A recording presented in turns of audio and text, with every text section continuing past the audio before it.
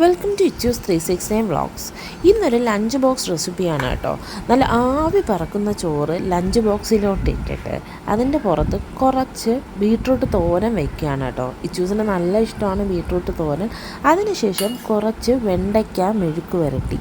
എന്താ അടിപൊളിയല്ലേ. പിന്നെ കൂടെ ഒരു അച്ചാറും കൂടിയായാൽ അടിപൊളി. ഇഞ്ചി അച്ചാറാണ് കേട്ടോ.